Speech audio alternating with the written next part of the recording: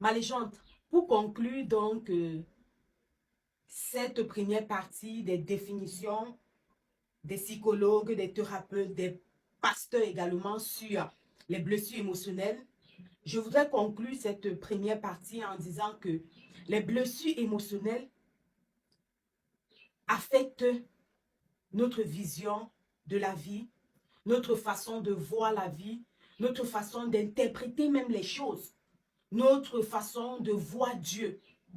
À un moment donné, on a toujours l'impression que ces personnes qui ont des blessures émotionnelles redoutent l'existence de Dieu. Parce qu'elles arrivent à croire que Dieu est injuste, que Dieu les a oubliés, que Dieu n'existe même pas. Les blessures émotionnelles ont des conséquences visibles. Certes, elles ont des conséquences invisibles, ce que nous ne pouvons pas voir, mais qui se passe dans le mental de la personne.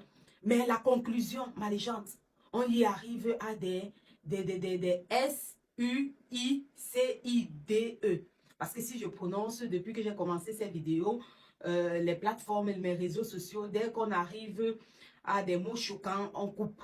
Voilà, donc je vais dans les prochaines vidéos essayer de ne plus utiliser les mots choquants, mais bon, voilà, je vais les écrire ou je vais épeler tout simplement. Voilà, on arrive à ça. La blessure émotionnelle crée des ravages catastrophiques. Ceux qui sont victimes de ces blessures émotionnelles sont des personnes déséquilibrées. La preuve, c'est que les actes que parfois ces personnes posent, à un moment donné, si tu n'as pas l'esprit assez éveillé, si tu n'es pas assez mature, tu pourras traiter ces personnes de folles. Et tu pourras même les rejeter, s'éloigner de ces personnes, etc.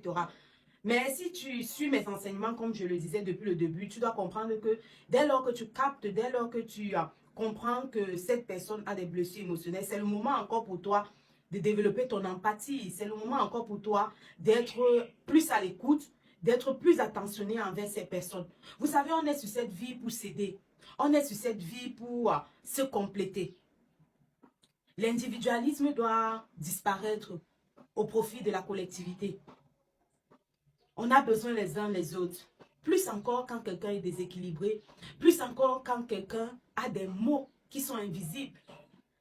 Alors, Maléchante, j'espère que parmi toutes les définitions que j'ai expliquées dans l'épisode 1, 2, 3, 4, va sur mes réseaux, voilà, tu as pu cerner si tu es victime, si tu en as une blessure ou pas. Je n'ai pas parlé des différents types de blessures émotionnelles parce qu'on en a 5, mais j'ai voulu introduire et comprendre, poser les bases. Certes, vous vous attendez à ce qu'on parle naturellement au chapitre 2 du rejet, de la trahison, des différentes blessures, mais non, nous allons encore parler au chapitre 2 des bleus, des prisons invisibles. Voilà, laissez-moi couler comme Dieu veut, selon mes recherches et selon également mes interprétations. Donc, rendez-vous pour le prochain chapitre, le chapitre 2, les prisons invisibles. Ensuite, nous allons, voilà. Pourquoi les prisons invisibles? Parce que les blessures émotionnelles poussent l'individu à vivre dans une prison invisible. Une prison qu'il ou elle ne peut pas comprendre. Mais en réalité, au travers de ses actes, au travers de ses faits et gestes, de son comportement, on peut bien comprendre que cette personne est dans une prison. Nous en parlerons prochainement. Surtout, Maléchant, partage cette vidéo. Abonne-toi sur mes réseaux. Un like, un partage me fera du bien. Prends soin de toi. Bye bye.